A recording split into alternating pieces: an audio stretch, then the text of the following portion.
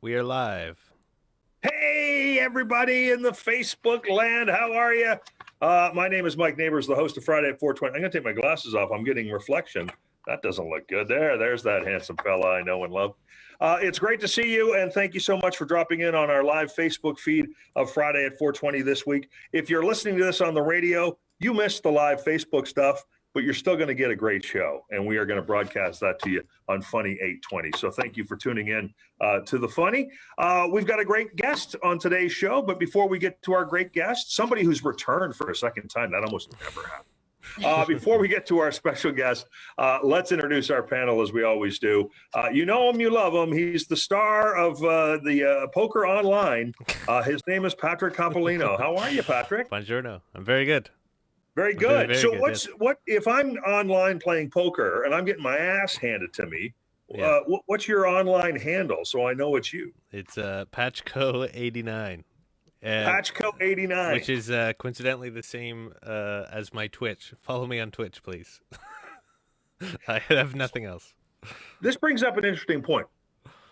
What the frick is Twitch? Twitch is like a streaming service. It's like Netflix or? No, it's it's a website that's just like strictly streaming. So like YouTube has live streams and like videos, but Okay. Twitch is like it's all live channels, but there's like everything. There's gaming, there's like just chatting, there's esports, there's news things on it. And then me and Manolis were discussing the other day, there's this one, it's either AMSR or ASMR. Have you heard of that?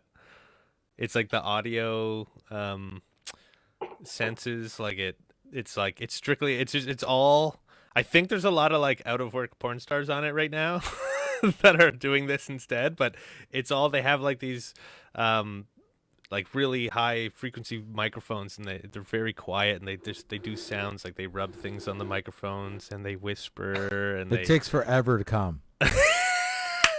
Yeah, it's very strange. Manolis prefers to get yelled at. It's really bizarre, but it's all just hot chicks like whispering into microphones and stuff. It's very popular on Twitch. I find the ones that relate more to me are like, I hate you. You're garbage. You've ruined my life.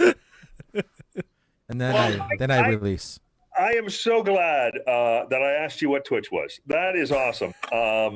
Any chance we're twitching this thing right now? Is this thing on the Twitch? We could definitely. There's a section for talk shows and stuff on there. We should be doing that, to be honest. Okay. We'll look at that in the future. In the meantime, let's get right to the other panelist that is always here. We can't seem to shake him. His name is Manolo Santanos. Hey, dude, how you doing, bud? Manoli, take an E. Take an E, man. Tikanis, I miss you. I always miss you, and I'm going crazy like we all are. So listening to Twitch. Listening to, I thought I would start. I thought I would be like using like the internet more for like for masturbation, but like I think I'm running dry. So I'm like, I know. I just been thinking about my life, and I don't like that, dude. All right, you're listening to Friday at 420. Our special guest is now wondering why the hell she agreed to come back a second time. Please, everybody, welcome Lianne Mauladin to the show. Lianne, how are you? I'm great. It is so awesome you decided. It's great that you've decided to join us again. Thank you so much for doing that. Last time we spoke to you, you were in a cabin. It was summertime, and you were on a lake somewhere up north. It was so peaceful looking. No cabin this time, Lianne. No. It's back to business. I have some nice artwork. That's beautiful. Oh, look at that. That's awesome. Did you do that? I did not do that. Oh. Group of artists in Toronto, they're called the Play Dead Cult, did that. Cool. Very good. That's I awesome. bought it out of a waffle shop. A waffle shop? It was on the wall at the waffle. For those listening on the radio, let me just quickly describe what I saw. Oh, It yeah, was very sorry. quick. That's okay. It was very colorful butterflies, but the butterflies were skeletons. Yeah, skeleton butter. Is that correct? Yeah. Is that what I'm seeing there, Lianne? It should be an Ian Ashbury album cover. He's the And lead that was- singer of the Cult. That's right. That art was produced by the Play Dead Cult. Yeah. Okay, that's cool.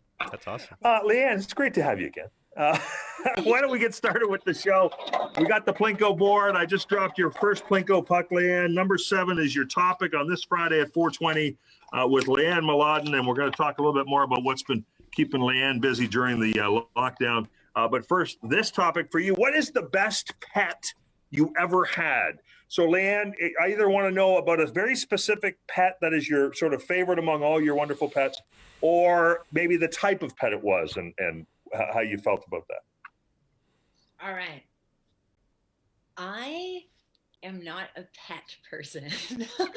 I like other people's pets and stuff. It's like kids. Like I like them, but I don't want one. But growing up, I did have 2 pets. I had the budgie, and I had a dog. And the budgie was probably my favorite because I named it, and it had a green body and a yellow head, so I called it Buttercup. And I also remember coming home from the mall one night when I was like 13 and finding Buttercup dead on the bottom of the cage. Oh. Yeah. So Buttercup, like, we really experienced a lot together. We went through a lot. Yeah. What was your dog's name? Do you remember? Yeah, Jesse. It'd be amazing if you didn't. It was a Doberman. My dad just got it because, like, my sister and I, we weren't allowed to go out after dark unless we brought the dog. It was like my dad's, like, you know, in the 80s, that was how you kept track of your kids, right? He's just like, well, take the vicious animal with you and go. This would be an excellent time to mention the fact that whilst Lianne is coming to us from Toronto, her parents are from Hamilton. Yes, they are. They are. Oh yeah.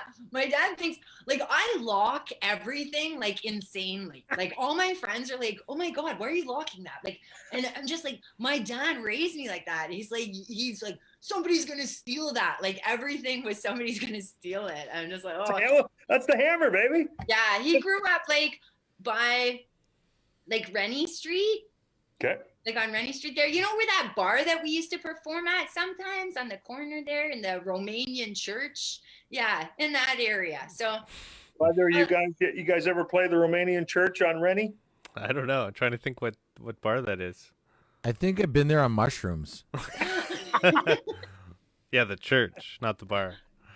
There was like a stag and doe at a Romania something I think I had for my brother when he got married, and I remember doing mushrooms there. That night. Yeah. Yeah. There you go. Well, I guess that's, yeah. They didn't pay to get in, at least. Manolis, how about you? Best pet you ever had?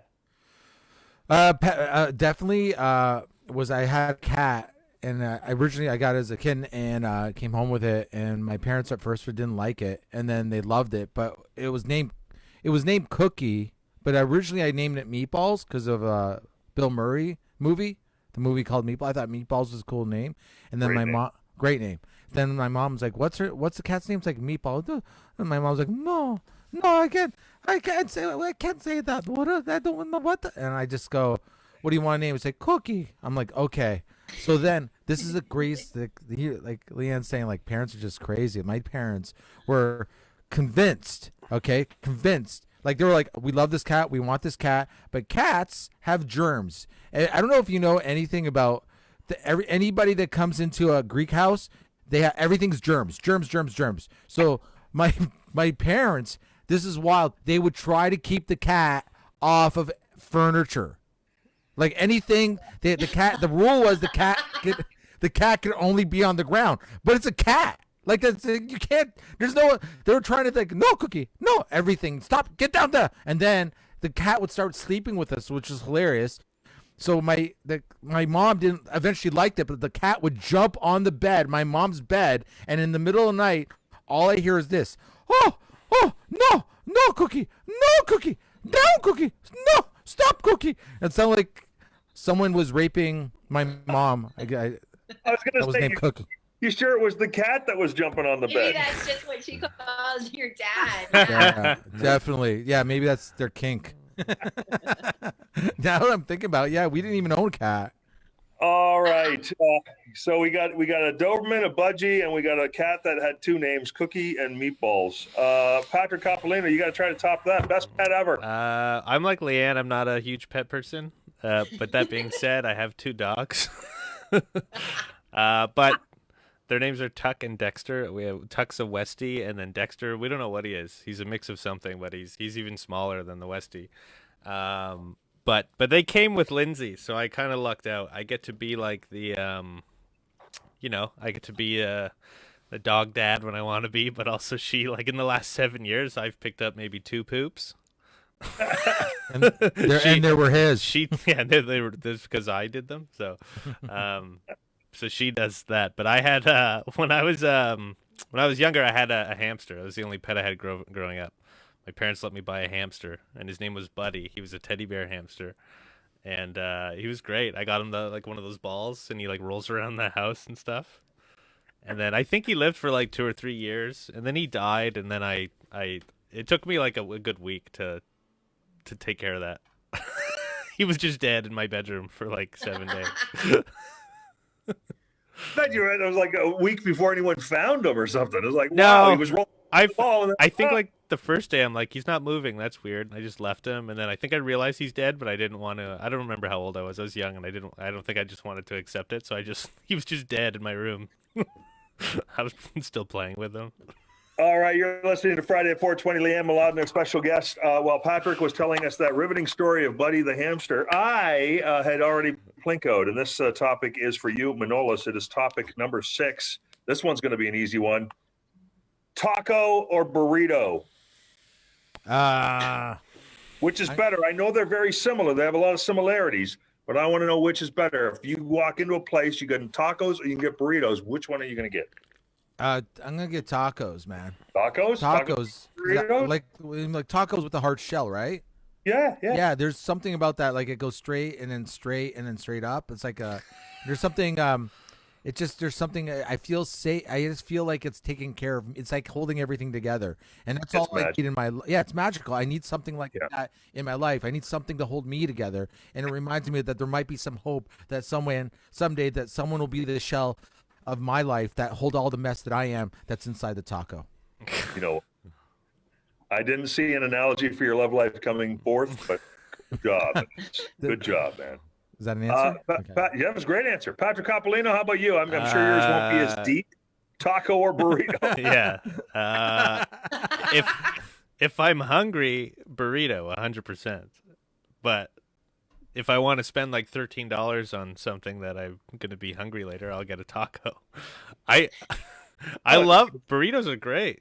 Jam-packed, huge burrito, some hot sauce. Slagging the taco though, brother. Yeah, I know. I like tacos at home because they're cheap and you can have as many as you like. I don't like going out for tacos because they're usually not filling enough. That's a super good point because when I make them at home, I can eat like 13 of them. But Yeah, you exactly. buy 13 at Taco Bell, man, you're going to be out 30. Yeah, I had a friend in college that did Taco Bell was doing the 25 tacos for $25, and we challenged him to do it. I swear, like you'd think like the soft shell, they're small, like 25 actually doesn't seem too crazy. I think he got to like 11, and he got so sick. He was done. Lianne Mauladin, it is your turn now to answer this riveting question. Everybody listening and watching wants to know taco. Well, when Manolis was talking, that was exactly my feelings. I was just like, and then the hard shell, and then the part at the bottom and the side, and it's perfect. But like your relationships, Manolis, you do take one bite of the hard shell, and it all just falls. Oh yeah, So, it all falls apart, right? Oh, Yeah. you're a genius. so I like tacos. Reminds you of your life. Everything's just constantly falling apart. Oh, that was brilliant, Lianne. I love that because especially as the analogy of Manolis's love life goes, that you hit it right on the head there. One bite and it's all falling apart. I gotta get over the fact that when I find out if I find out a girl likes me, I always think in my head like Like my first thing is, okay, what's wrong with you? Like I with don't- her because she likes you? Yeah, like I never think like, of course you like me. I'm a catch. I just think like, come on. Like I'm like, it's like like the parents are like, or whoever. It's like, you can do better. I'm like, I want to give her that talk. Come on. Yeah. Friday at 4:20, Lianne Mauladin, our special guest. Lianne, we touched base just before we started the show, but I just want to share with everybody the status of things for you right now, because one of the things that you've been in charge of for the longest time ever is the longest running all-female stand-up show in Toronto. That had to go on pause. The original lockdown, really no point in getting it started again until this thing is passed. Are there plans to bring back the Mary Janes in the future once we get through this horrible pandemic? Definitely. But I'm not even sure. Like, I don't know if the comedy bar is even gonna be able to reopen after this. So it's gonna be like, I'll have to find a different location and everything. But yeah, definitely I'm gonna keep it going. Maybe if things are okay in the summer, might do some road shows, like, because probably the city will be the last one to change its rules, right? So Right. you know, as they encourage, the city people will just go north and perform there, right? Yeah. Interesting. I don't know if, and I don't recall if I asked you this question last time, but it is something that crossed my mind. So performing as a female stand-up comic, many nights, I'm sure the majority of nights, it's like you and a bunch of guys. And I'm sure it's the same for other female comics. And maybe there's two of you, but that would sort of be it for the night. And then it's all surrounded by guys. What's the difference between sort of performing that and then performing on a night when it's all females? Is there a discernible difference to you as a stand-up comic in how the audience reacts, how you interact with the audience? I think, and I think with my show, with the all females, it's more of like, it just feels more community-ish, you know? Right.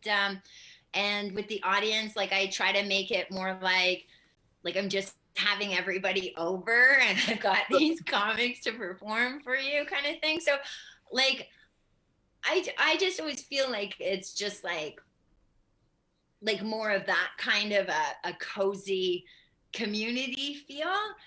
And like, typically there's really nobody, like, there's nobody offensive or anything. Right. Yeah. So usually, like, that's cool. Like, yeah, and I love doing this. Like, I love doing both shows. You know, like, I think it's fun hanging out with the guys too. And yeah, you get different jokes, and it's a different feeling. Usually, like, at those shows, I'll just like kind of sit down beside like one or two of the guys and just like hang out with them for the show. Whereas. Yeah, with an all-female show, I probably am going to be. There certainly is, right? I mean, there's just a difference, and there's that, you know, the testosterone that comes with some of the guys that are performing, and some of the different things that go on there and stuff like that. And I thought, you know, a little more humanity was brought to the stage whenever Manolis was on the bill, because of course he openly cries on stage quite often. Off stage too. But otherwise, I decided it would be an interesting and different dynamic, and I really look forward. I really would encourage you and hope that you get the Mary Janes going again, and we can tell everybody about it here on Friday at 4:20, and they can go support you wherever you end up being. So, cool. Yeah. I have an album that's going to be coming out probably the end of February that I recorded with Cottage Comedy, Tyler Morrison's label. Yeah. So where awesome. When was the show recorded, or was it a series of shows, or it was recorded? I'm going to say December. Pause longer. This is a weird time. Yeah. I'm going to say December, and it was recorded up in Bracebridge, and yeah, I'm really excited about it, actually. It's going to be called Late to the Party, because it's a great name. My first album, and I'm turning 50 next month. And I started comedy when I was like 32. I had no idea you were like almost 50. Yes, I'm the same age as you. I didn't know that. I assumed that you're in your 30s. Oh, shut it. Manolis So doesn't know he's smooth, 50 either. right? So smooth. No, I really did think that. Like I'm not saying I'll still have sex with you. Like like you're almost 50. Like no, I was like Now you're like, gross. I'm not talking to her anymore.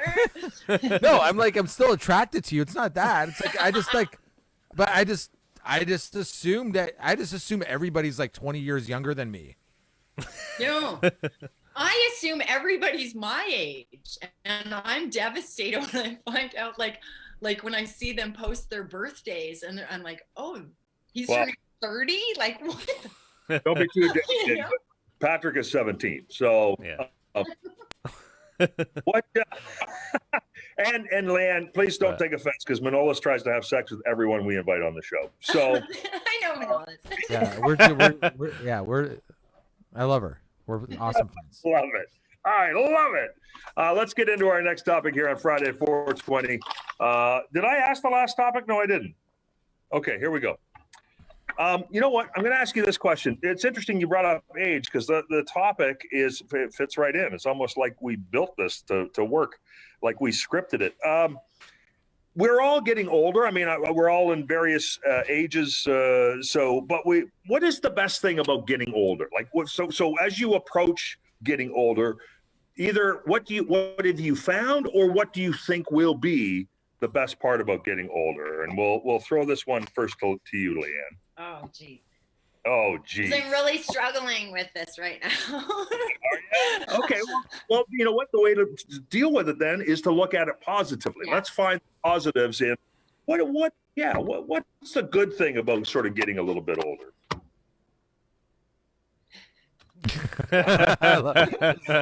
You're not getting a prize. I don't know. There's nothing good about getting older. You don't have to take care of kids. But I never had to when I was younger. I guess You see- retirement. I could look forward to. Retirement? I Yeah. don't know. Yeah, you know what? This is also interesting, because Lianne, I'm 56. So, and I'm sitting there thinking to myself, immediately what comes to mind is I did have kids. So I'm now suddenly experiencing this freedom that I haven't had for the last 25 years. But if you never had kids, you're like going, okay, well, I'm still just as free as I always was. The same, except I'm just deteriorating slowly. Is there anything to be said for wisdom, Lianne? Have you got some wisdom going for you? You know what? Honestly, the older I get, I think the dumber I get. I feel like that all the time. Right? I think it's all starting to have an impact. You know, I feel like I used to be smart, and So let me ask you this, He though, used to be smart. Yeah. Do you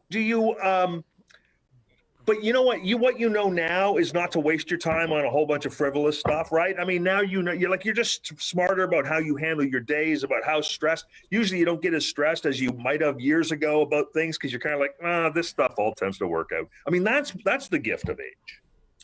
yeah, I guess I feel like I do have some wisdom. Like I like to pass my wisdom on to people, whether they ask me for it or not. But no, I guess I feel like when you're older, I think you can help people out. Like, seriously, like you can pass on stuff like that, and people listen to you more because you're older and they think you might actually know what you're talking about. So that's kind of cool. Where you're younger and you know something, a lot of people just don't listen to you because you're, oh, what do they know or something, right? Plus, I think that you're smart enough, and your wisdom, the wisdom that you have, like for instance, you know enough to stay the hell away from Manolis. So you see, that's the I don't kind even of. tell her. I don't even have to tell her. She knows. Manolis, what about you? What about getting older? Because you just had a big 50, right? Yeah, I just turned 50. So what do you find about getting older? What's the gift? What's the good part? I don't want the negative. I want to hear what's good about aging. A couple things I would say definitely is that like where I used to always have to be the one that gives my younger nephews, drugs. Now they're older, They can get their own drink. well, that now they can give me drugs, so that's really nice. So now to like share a little bit more share. There's one for Manolis there. Excellent. And then I find like Lianne says, like I feel like Pat knows this. I probably got too much like advice if you need it. You know what I mean? Like I'm the guy. Like you could be like, I feel like if someone was like going to jump off a building, I could probably talk you out of jumping off that building. But at the same time, I want him to try to talk me into jumping off with him. You know what I mean? I'm good at I can save your life, but I'm not good at saving my own for some reason. But I will say I like the fact that I do feel like I'm less. This is a nice thing. It's harder for me to get jealous, like in relationships. It's like I feel like that whole concept where you're watching like porn. It's like please bang my wife. It's like it's not that they're getting off on it. They're just like they just want to have a nap. They don't care anymore. Like, yeah, bang my wife. I'm tired. You know, I like not. I find like if I'm dating a girl and there's the old me would be like, if I don't like something, I'd be like, hey, listen, I can't handle this situation. What this thing is, where like now it's like, oh, she's not. People don't change, and people don't like being told what to do, so I'm just going to stop dating you. It's perfect. Like, you know what I mean? No one changes. You can't change. Here's someone. I thought you were gonna say that you just live with it now. Yeah. I like in a relationship. I can live with more in a relationship. But like when you start dating someone, if you don't dig something, I just realized you can't. I tell you, man. Yeah. Like whether it's like the girlfriend or the boyfriend, or like either way, or whoever, whatever. If you're two girls are dating, two dudes are dating, no, you can't. As soon as you tell someone like, listen, I don't like you talking to dudes at bars, say like something like that. As soon as, it's not even about that you're saying that. It's as soon as you say that, it's done. It's done. As soon as you start telling the other person what you don't want them to do, and you're like being like more of like I'm telling you that, or we're done. Like it's done. It's already done. You can't tell. You accept it, or let go. You accept the person for who they are. And or just watch you porn. That is excellent advice, Manolis. This turned into a love and dating show. You guys are killing it. That's great. It's funny because my daughters are still young and still think they can change people when they're dating them. And no one changes. I know. And so what the funny part is they'll get frustrated with their mom about something. And then I'll say to them, you see, I thought I was going to be able to change that. You can't change. You can only kill people. You can't change them. Yeah. Patrick Paulino, you're the youngest of us. Give us a sense from your perspective of the gifts of aging, whether it's what you think will happen when you age or as you have gotten a little bit older. What are the gifts of getting older? I don't know. I think I'm 31. Once I hit 30, I'm like, I have no idea anymore. I thought I was 30. I thought I was turning 30 last year, but I think I'm 31. In some ways I feel a lot older, and in some ways I still feel like I'm in my early 20s. So it's a weird age to be right now. But what's crazy to me is like I have a 9-year-old daughter, which means like by the time I'm 40, she's going to be in college, which is so crazy to me. Because again, I still feel like I'm in my 20s, and I'm going to have like this adult child.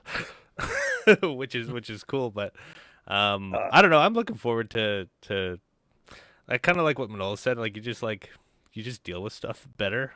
I think like you don't like when I think back of stuff I worried about when I was in my 20s. It's like you realize like none of that stuff matters anymore. So that you know what, that's awesome. And I would say that the other thing is I other people have told you this, Patrick. You're kind of an old soul, and you hang out with a lot of older people. Yeah.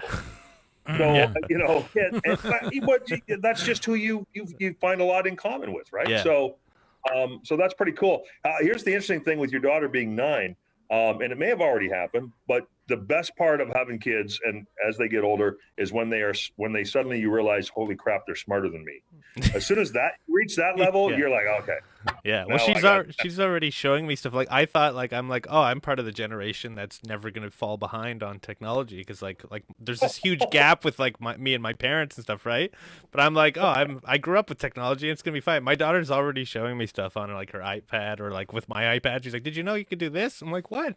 No. How'd you figure that out? Like, yeah, it's crazy. So She's definitely already smarter than me.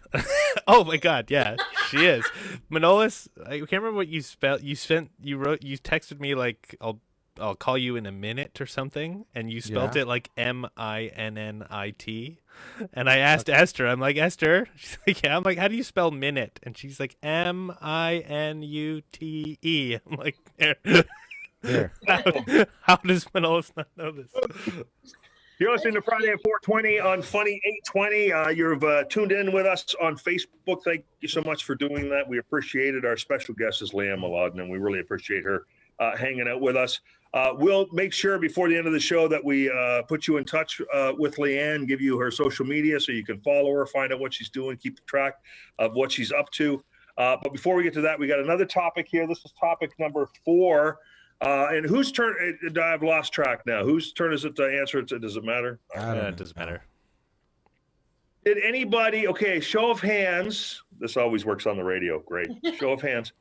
Did anybody watch Joe Biden's inauguration speech? No. Okay, excellent. We would have watched Trump though, wouldn't we? I watched the girl read the poem on YouTube later, but I didn't watch anything. Wasn't that cool? Yeah. She was awesome. Yeah. Okay, this is not about Joe Biden's inauguration speech. It just came up in my mind because of that. I heard a lot of people commenting on it, people who did watch it, talking about being inspired. It was an inspiring speech. It was, it called for hope and a lot of cool stuff. And I just got to thinking, has anybody ever truly actually been inspired by a speech? Can you think of anybody who has inspired you, and how have they inspired you? Because speeches, we may feel like, oh, that was a great speech, but I mean, is it really enough to make you go out and try to change the world? I think you need different kind of inspiration for that. So, Manolis, I'm going to look to you first. Who have you been inspired by, and how did they inspire you? I remember I was like 15, 16 years old, and I bought a Van Halen album. Like, it was an interview album. It was like a collector's item. It was like 2,500 copies were made. I still have it. It's just it's like the album's got a picture on it. So the more you listen to it, the more the picture comes off of it. So it's like it's an interview with David Lee Roth. It was before 1984, and he's talking about. The interview asked him something about being on stage and it's like apparently a lot of bands talk about being inspired by the audience for that spark. And David Lee Roth says, like, well, listen, he goes, I don't got no time for no effing spark. You're going to have to catch up to me. And I was like, I was like 15, or I think I was 15 years old at the time, 14. And I'm like, I just remember just burned in my brain. I'm like, I just like that concept, that attitude's like, it's like he's like I'm gonna do what I do, and if you guys dig this, you're gonna come along for a ride. If you're not, you're gonna have to catch up, dude, because I'm here to party, you know. And that was very inspiring. I wasn't even thinking about doing stand up, and then like when I started doing stand up, it's one of those things that's always in my subconscious where I'm like, these people are here to have fun, but if they're not digging what I'm doing, I'm gonna keep having fun, and they're gonna have to catch up to what I'm doing then. That's a really cool way to look at it. I love that idea that you're there, you're performing, and as opposed to going out and hoping that you'll get some resonance from them, and then that will lift you up. You're like going, no, I'm going out 100 miles an hour. Yeah, it's like, you know, because like a comic will be, I relate to comedy in the sense of like my confidence will be out of your laughter. If I'm not getting the laughs, then I'm not feeling confident. Well, like I'm not getting laughs. Well, I'm like, I don't know what's wrong with you, but I know this is good. So you better figure it out, because it's always there. It's probably the number one thing that I think about before I go on stage. That's very cool, man. I did not expect an answer that would impress me. I love David Lee Roth. He's my god. Yes. Have you ever been inspired by a speech or inspired? What inspires you? Who has inspired you? Well, I think lots of people have inspired me, but as far as a speech, one speech that I heard, like it was in I think it was early 90s, and it was done by like a 12-year-old Severn Suzuki, David Suzuki's daughter, in front of the UN, and it was about the environment, and it was awesome. And this was like, yeah, there was no internet, so she didn't get the same coverage that Greta got, but like I heard about this was like, the environment speech that the young girl made this year, right? Or last year. And it was just awesome. Like it was like before her time, before, only deadheads were talking about the environment. Nobody else really cared, right? And it was a really good speech, and it did actually inspire me to change my ways in certain things. What was it?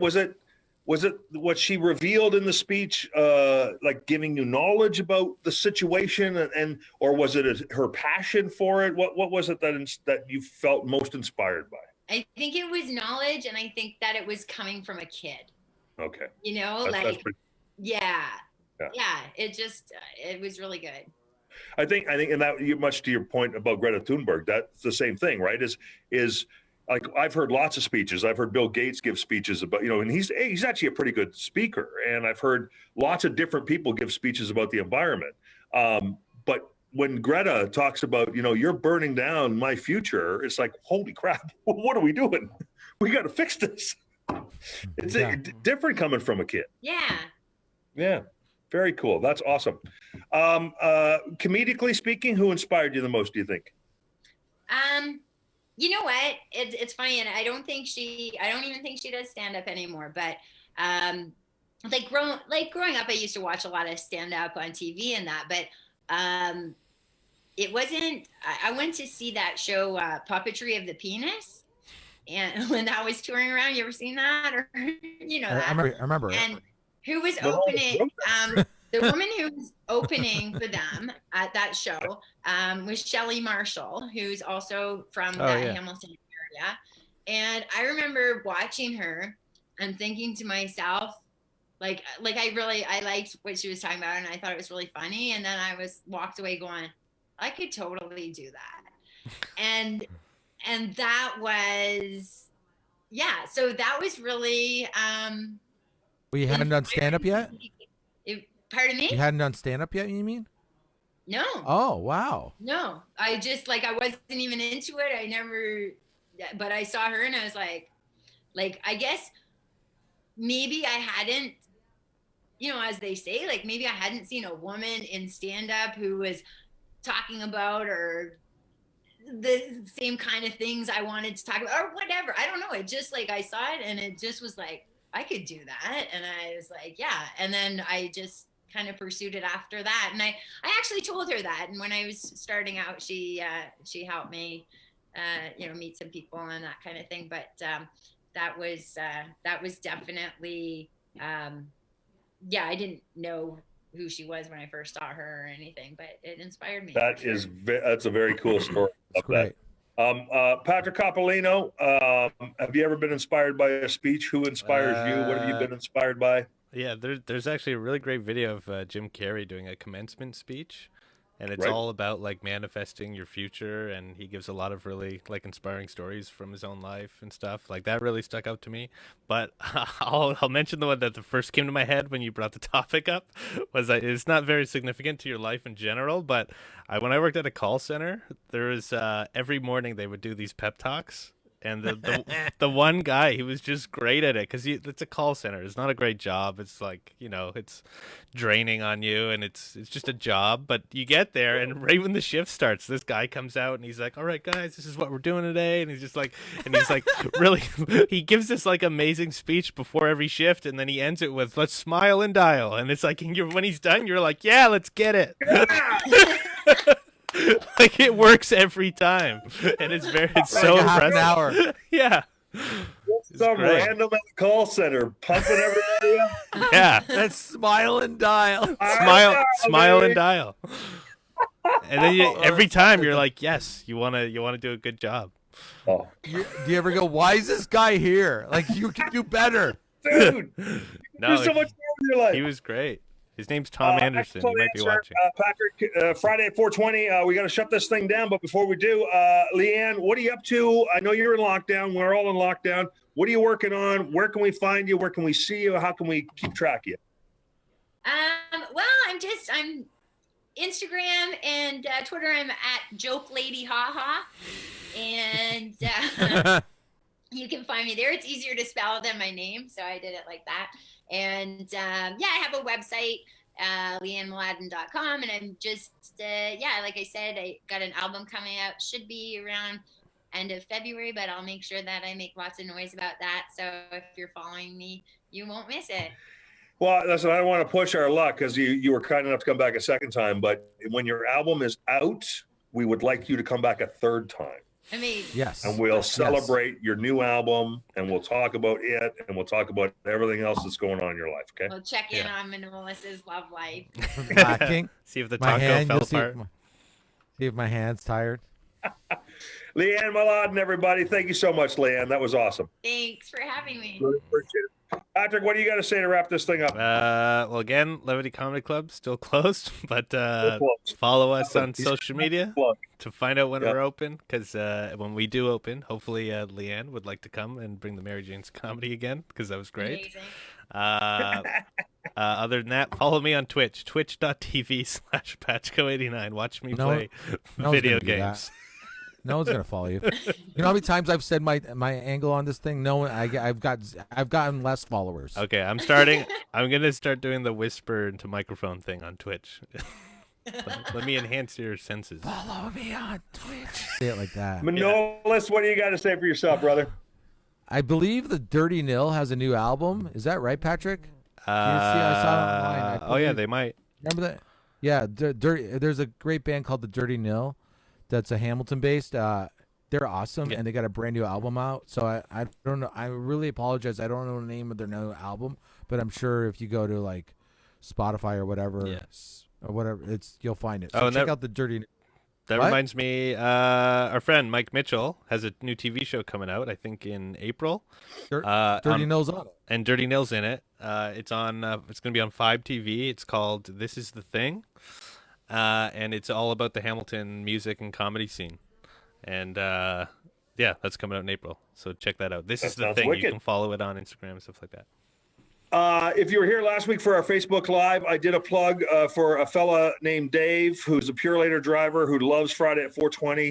So this week on Friday at 420, I wanted to say Dave, the Pure Later guy who recognized me in my driveway, jumped out of his truck. It says Friday at 420. I love that show. Dave, thank you so much for being a fan of Friday at 420. We really appreciate it, man. Love it. Lianne Mauladin, thank you so much, boys. Until we get a chance to talk to you again in 7 days, thank you for listening and have an awesome weekend. Woo! You too.